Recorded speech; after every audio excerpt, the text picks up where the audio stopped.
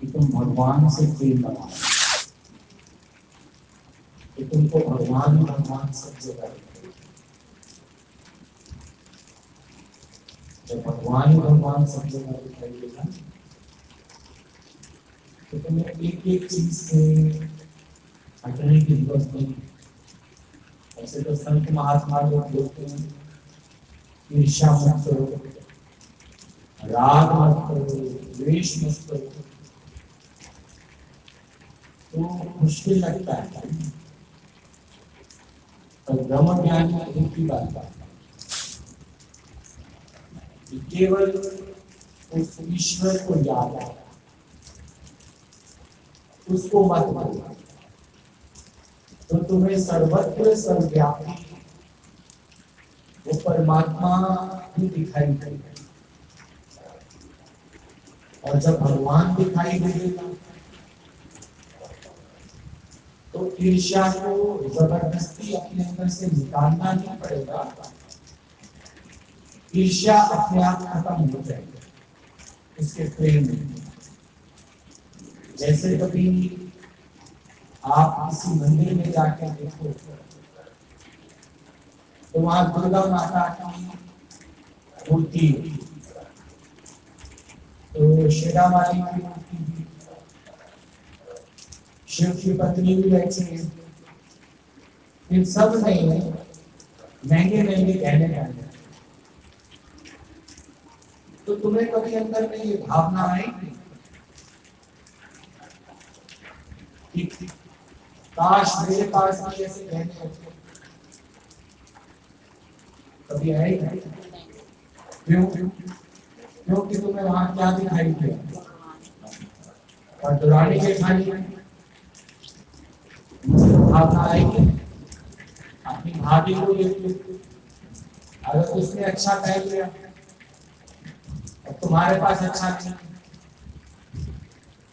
तो तुमने वो भाभी करके देखा, बहन करके देखा, बस नहीं देखा तो क्या नहीं देखा? ईर्ष्या आ जाएगी। क्या देखने से ईर्ष्या चली गई? कई महीनों तक तुम आंख बंद करके आंख बंद करके बैठ जाओ और मेरे अंदर से ईर्ष्या निकल जाए, मेरे अंदर से ईर्ष्या निकल जाए, अपने आप आलू मटर बन जाए, अपने आप आलू मटर बन जाए, अपने आप गेहूं साफ हो जाए, अपने आप गेहूं साफ हो जाए, हो जाएंगे। इसके लिए संत महात्मा लोगों ने, ब्रह्म ज्ञान ने एक ही मंत्र दिया था, उस अकाल पुरुष को याद, निरंकार को याद करो, परमात्मा को याद करो, वही वो सब में याद करो।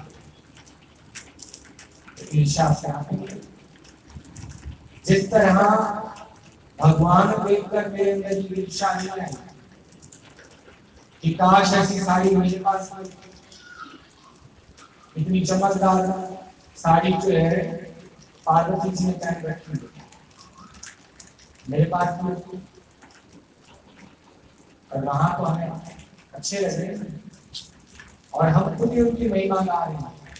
फूलों में सज रहे श्री वृंदावन बिहारी, फूलों से सज रहे हैं श्री वृंदावन बिहारी। तो वहां तो हमें अच्छे लगेगा। अगर हम वृंदावन में भी जाते हैं, वहां के बिहारी जी को देखते हैं, कहीं भी देखते हैं, तो हमें अच्छे लगते हैं। हम खुद भी उनकी ड्रेसेस उनको पहनाते हैं, तो हमें पहना के उनको बहुत अच्छा लगता है। क्या ऐसा ही सब में भगवान का भाव रख के सबको पहना के अच्छा लगेगा, या सबका उतार के खुद पहन के अच्छा लगेगा? तो एक भगवान के भाव में तेरे अंदर से क्या निकालेंगे? ईर्ष्या निकालेंगे। नहीं तो जन जन्मांतर तक ईर्ष्या जाती ही नहीं है, जाती नहीं। केवल हम लोग सिर्फ इसके लिए बोलते रहते हैं, बस ईर्ष्या से काबू पाना है, ईर्ष्या से काबू पाना है, ईर्ष्या से काबू पाना है, पर पाते हैं मन तो वही तो होंगे। मन तो वही आज भी घंटे हुए लगाए रहते हैं, वही काम करना है। और आप देखो दादा भगवान, पिता भगवान, पिता भगवान ने एक मूल मंत्र दिया था, है ही भगवान। ईर्ष्या है, भाभी नहीं, यही भगवान। बहन नहीं, यही भगवान। भाजा भाजी नहीं, यही भगवान। ईर्ष्या। और जिस दिन तुमने भगवान नहीं देखा, उसी दिन सारे विकारों से तुम गिर जाओगे। यही भगवान। अब दान की बात आती है तो दान करते हो।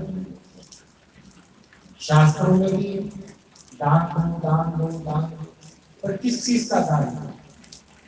ये सारी चीज परमात्मा की है, तुम दान करने वाले कौन? दान तो वही चीज तुम दे सकते हो जो तुम्हारी अपनी है। क्या तुम्हारी? मैं तो तुम्हें भगवान को नहीं दूंगा। बाकी सब चीजें ये दुपट्टा भी तुम कहो ना, कभी कोई बरसात से आया है, लो लो मेरा दुपट्टा ले लो, मेरा दुपट्टा तुम्हें किसने दिया? तो तेरा कहां से? खीर पूरी खिला के हम कितना अपने आप को मानते हैं कि हमने आज खीर पूरी खिलाया, सबको दान दिया। मरते हुए इंसान से भी कहते 2.5 मन अनाज इसके हाथ से रखवा दो, दान दे दो। और नहीं किया होता तुम लोग तो पीछे अरमान नहीं रखा, अरे हॉस्पिटल में चले गए, हमने तो हाथ से दान भी नहीं पाया। क्या चीज करवाते उसके हाथ से? क्या चीज करवाते? तेरा था कुछ, तुम दान क्या चीज करवाते हो? जो चीज तेरी है वो तो गुरु तरह से कहेगा मैं का दान कर। दीजो मुझको कृपा महान, दीजो मुझको कृपा महान, तेरो नाम सुख की खान, तेरो नाम दीजो मुझको कृपा निधान। उसकी कृपा मिलती है ना, उनको समझ मिलती है, कोई दान देने का अहंकार नहीं छूट जाए। पता है कल तो हमने बड़े सारे भांडे मांजे, बड़ा सारा मैं लोगों को खाना खिलाया, मेरी अहंकार आ गया, हमारा कुछ खाई, हमारा तो जो हम मांग के बैठे हैं ना, गुरु कहता है वो दे देंगे। क्या? मैं दे, बाकी तो सब मेरा ही दिया हुआ, तुम मुझे डाल आके दे देते हो, किसी को दे देते हो। और कितना अहंकार करके हम ना फलानी चीज दान करते हैं, भूलते ही नहीं, तो दान भी नहीं कर सकते। जो चीज दान करने की है वो तुम दे रही, इसलिए दादा भगवान ने इस ज्ञान को बहुत सरल किया, मुश्किल नहीं बनाया। आज तुम चले जाओ हरिद्वार में, वहां पे जो बैठे हुए पंडित भंडारे, वो तुमको आज भी मुश्किल मुश्किल साधन बताए, लेकिन यहाँ गुरु ने तुमको सरल करके बताया। क्या? क्या सरल करके बताया?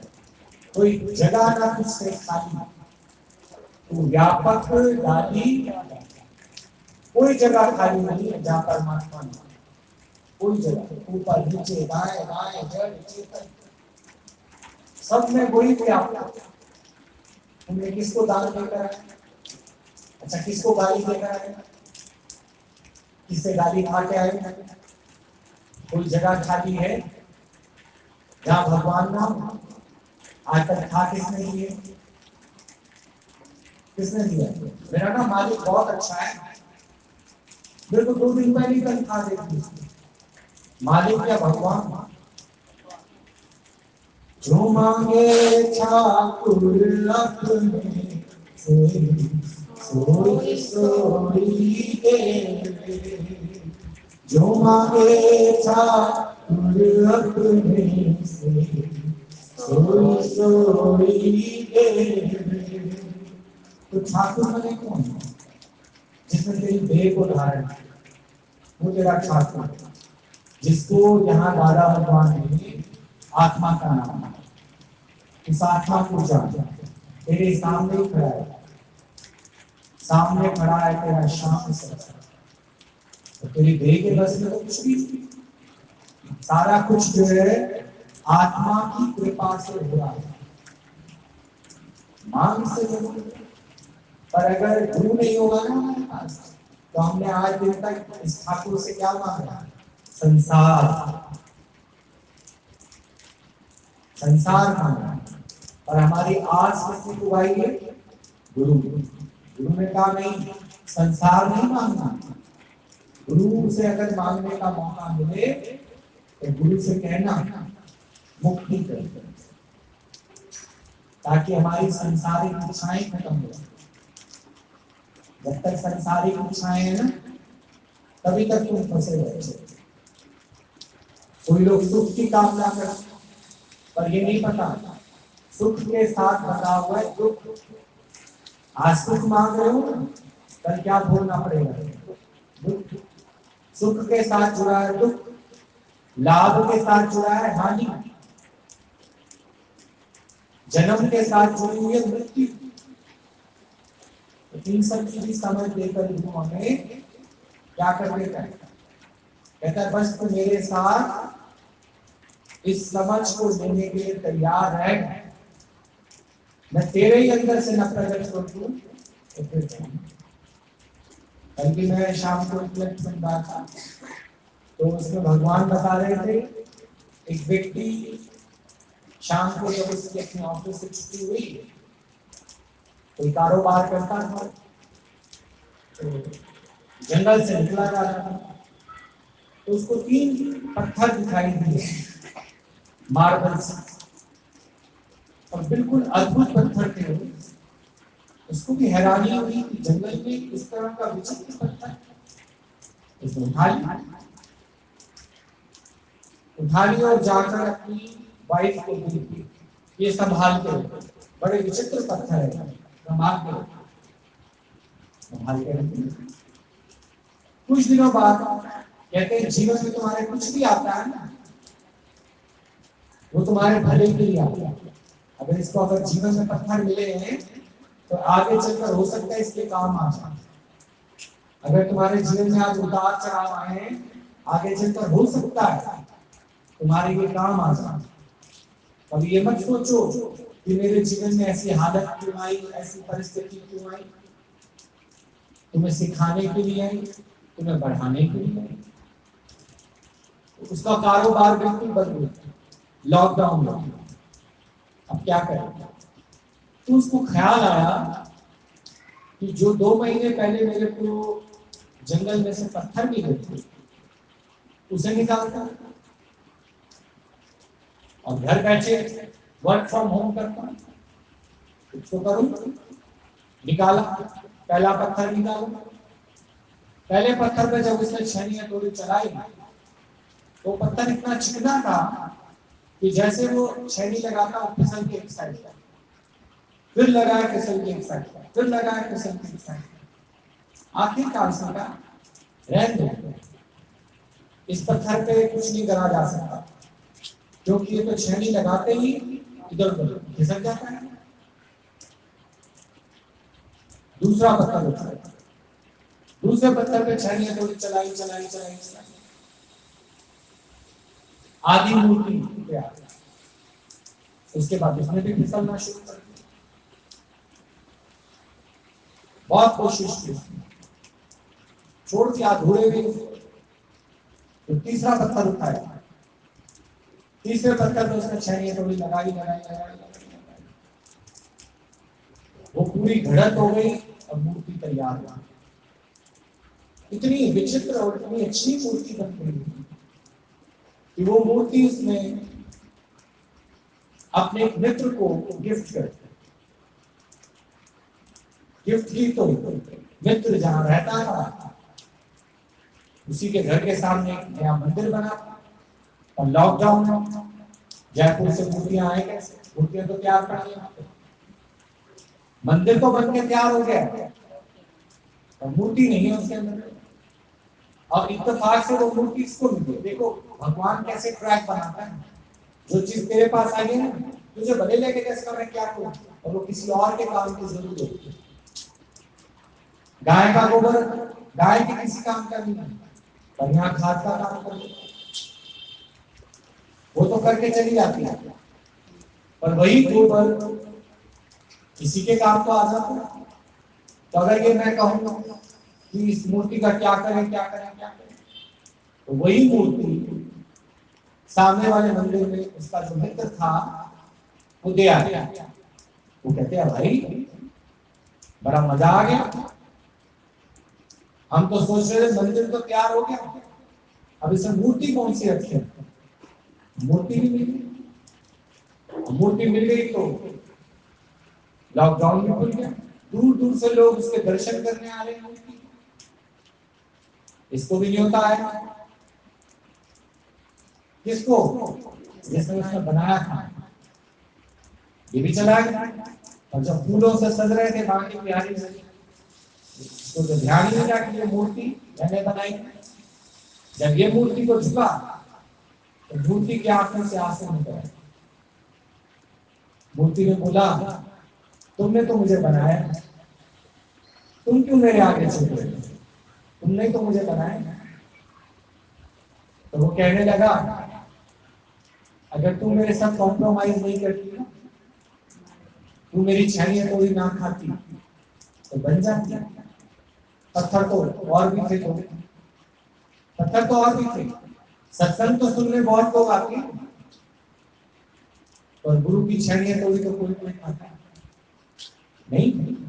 और जब हमारी जीवन बन जाती है, जब जीवन बन जाता है, खुद भगवान भी तुमको आके झुकता है, खुद भगवान।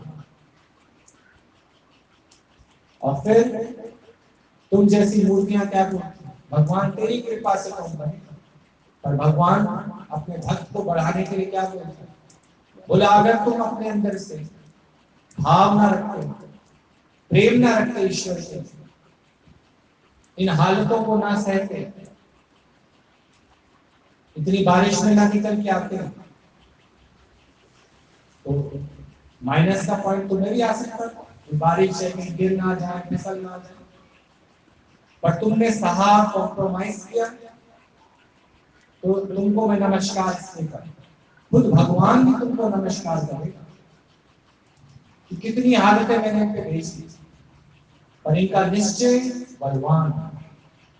ऐसी आत्मा तो सभी, पर प्रकट कौन होगा? जिस पर गुरु की मेहर हो जाए।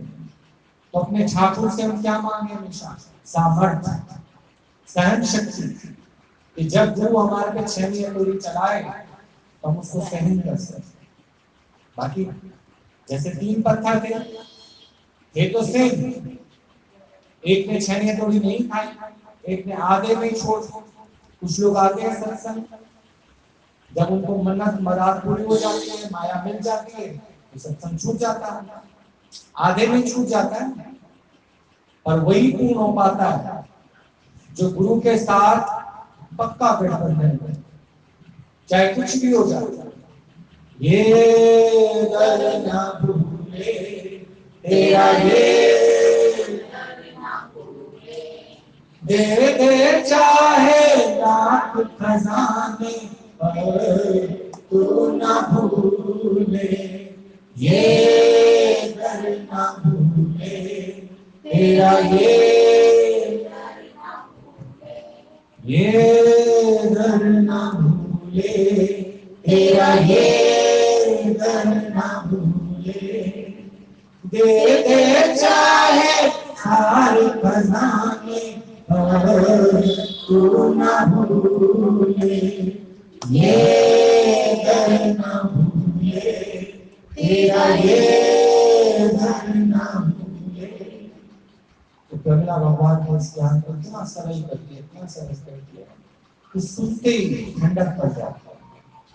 कितनी बड़ी बड़ी हम लोग प्रॉब्लम्स बना के बैठते हैं, कितनी बड़ी बड़ी हालतें बना के बैठते हैं, पर पूरा सा ज्ञान मन बना भाव किसी से भाव इतना अच्छा रखते हैं कि हमारा अंदर वाला इतना साफ कर देता है, इतनी मेहर कृपा करता है हम पर कि बिल्कुल भगवान जैसी स्थिति है मन पर। बस केवल हमको जब गुरु हमारी बनावट करे तो हम पूर्ण समर्पण होकर उसकी झड़प को देखें, क्योंकि वो जो कर रहा है हमारे लिए अच्छा है। ये समझ में तुम करो भला हम भला ना जाने। पहले पहले तो नहीं होता। क्या हमें परमात्मा के हर कर्म में भलाई होती नहीं? सवाल उठते हमारे अंदर, भगवान को ऐसा क्यों कर दिया? मेरी पूजा में कहाँ कमी थी? यही कमी करती तो सवाल कर रहा है, उसकी वस्तु पर उससे सवाल कर रहा है। गुरु ने मिलाना तो गुरु समझाता कि तू तो सवाल करने वाला भी कोई नहीं। तुमसे कोई बोले तुम अपनी जमीन पर अगर किचन जिगर नाम के उधर बना लो, तो तुमसे बोले इधर किचन क्यों बनाना, तो तुम्हें हंसी आएगी।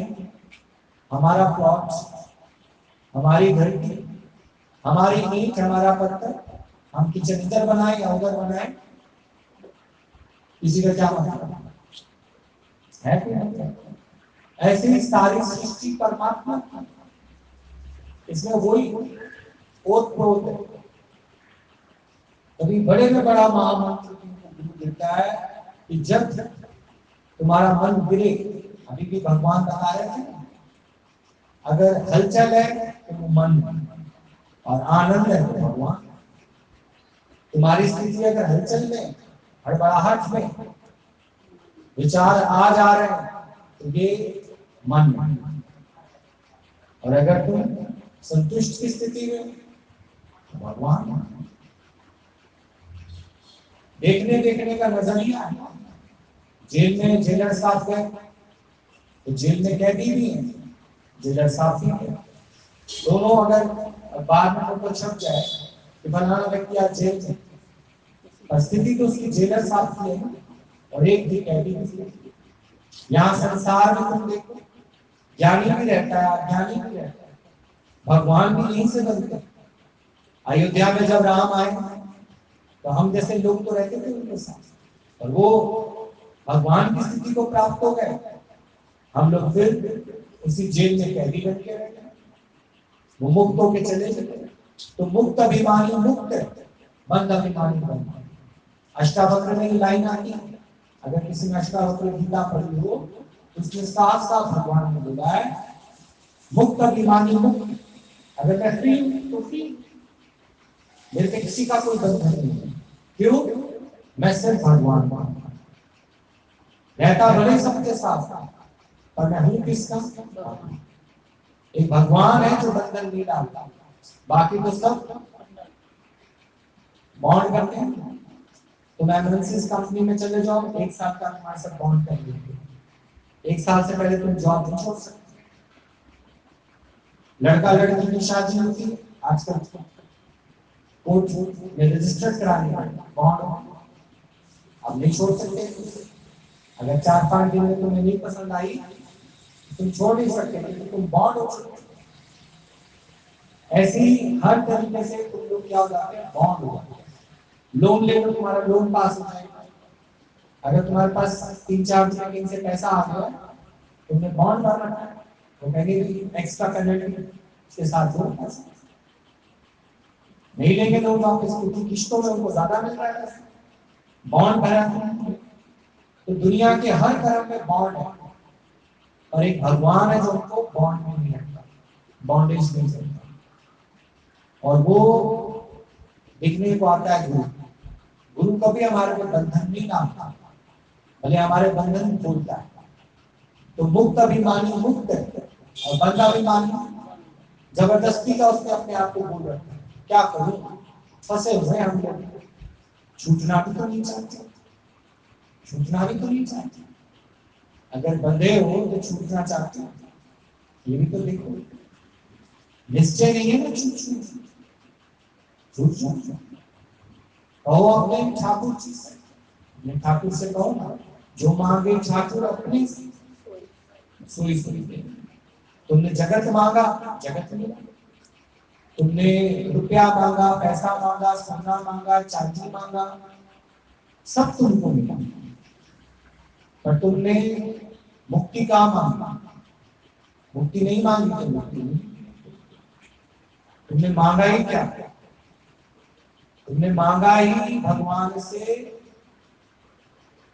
धन संपदा मिल मालिक। इसी को तो सब कहते हैं पूजा पाठ में क्या मांगा। पूजा पाठ में भगवान तुमको दर्शन देता है, पर तुम उस समय मांगते क्या हो भगवान से, ये भी तो देखो। भगवान से तुमने भगवान को थोड़ी मांगा है, भगवान से तुमने आगे चलकर जिससे दुखी होना है ना, वो चीजें मांगी। आज सोचो बच्चा को बुखार आ गया, बच्चे तुम्हें दुख होगा कि नहीं होगा? सच बताओ, दुख होगा कि नहीं होगा? अगर बच्चे को तुम्हारे बुखार आ गया तो दुख होगा कि नहीं होगा? होगा ना। तो तुमने जब तुम बिल्कुल फ्री थे, जब तुम्हारे पास कोई नहीं था और तुम्हें भगवान ने दर्शन दिया, तो तुमने भगवान से क्या मांगा? तुम्हें तो लगा पुत्र पाने से सुख मिलेगा, पर आगे चलकर वही पुत्र दुख का कारण है। आज तुम्हें दुख किससे मिल रहा है? पड़ोसी से तो मिल नहीं रहा। किससे दुख मिल रहा है? उसी पुत्र से। अच्छा चलो, पुत्र तो मिला, पर क्या तुम गुरुदर गए? गुरुदर जाते ना, गुरु तुम्हें पहले पहले दिन समझा देता, पुत्र नहीं, इस रूप में भगवान आया। यशोदा भी तो भ्रम में फंस गई। कहा तो देखो देवकी के पास ऐसी बारिश हो रही है, इससे भी घमासान बारिश हो, क्योंकि जब भगवान प्रकट होते हैं तो बिल्कुल सृष्टि में ओत-प्रोत कर देते हैं।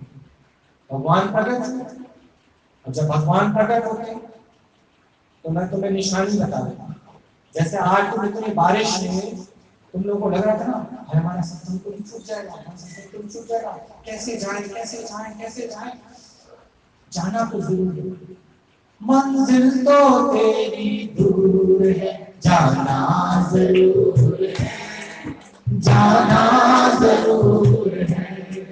मंजिल तो तेरी दूर है, जाना जरूर है, जाना जरूर है। तो खुद भगवान ने प्रॉमिस किया था देवकी से कि तेरा जो 8वां पुत्र होगा वो तेरे बंधन खोल देगा। भले वो तो जंजीरों में थे, जंजीरों में थी देवकी, क्योंकि कंस को लगता था ये जो आकाशवाणी हुई है ना, मैं इसको गलत साबित कर दूंगा। गुरु की वाणी को कोई गलत साबित कर देगा? गुरु की वाणी आकाशवाणी, गुरु की वाणी ऐसी होती है, आकाशवाणी होती है। आज नहीं तो कल, कल नहीं तो परसों, परसों नहीं तो तरसों भगवान को वो प्रकट करना ही पड़ेगा। पर कंस जो अभिमानी था, उसने क्या किया? उसने देवकी को जंजीरों में बांध दिया। मैं देखता हूं कैसे मेरा काल इसके अंदर से प्रकट होता है। मैं देखता हूं, कभी कभी कोई सत्संग में आकर भी अगर ये सोचे, हम देखते हैं कि गुरु जी क्या सुनाते हैं, क्या बताते हैं कि गुरु जी, कितने लोग क्यों भागे भागे चले आते हैं, क्या बताते हैं।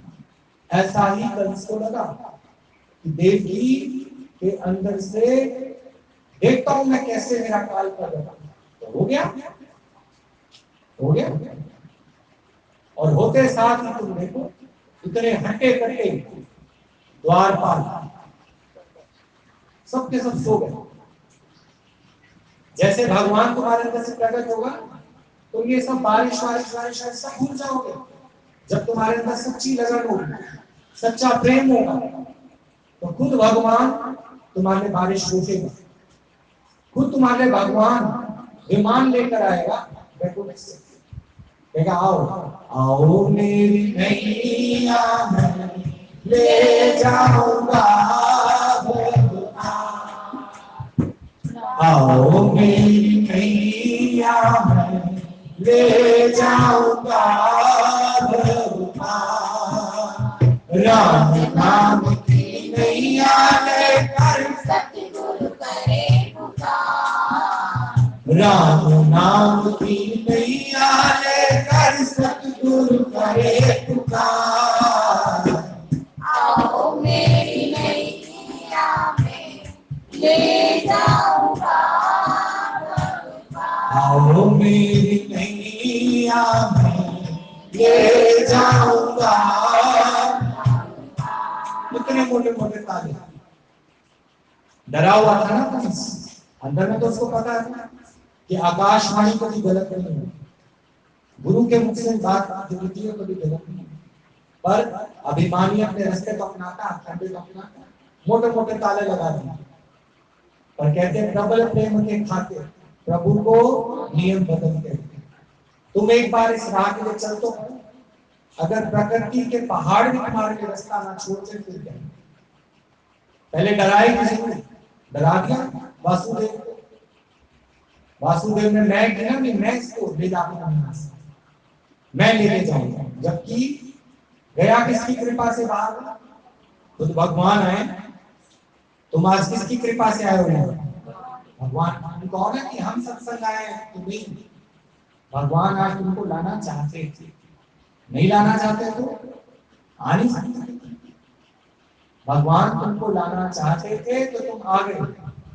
मनुष्य के हाथ में नहीं कि वो कभी आ जाए सत्संग, प्रभु के द्वार पर चलकर आ जाए, इतनी उसकी अभी हिम्मत नहीं। पर खुद परमात्मा तुमको ऐसा प्रेम करता है, प्यार करता है, तुमको मुक्त करना चाहता है, तुम्हें तुम्हारे अंदर से प्रकट होना चाहता है, इसलिए उसने तुमको ऐसा रास्ता दिया। तो वासुदेव ने रखा उसे, दरवाजे खुल गए, किसकी कृपा से? कृष्ण की कृपा से।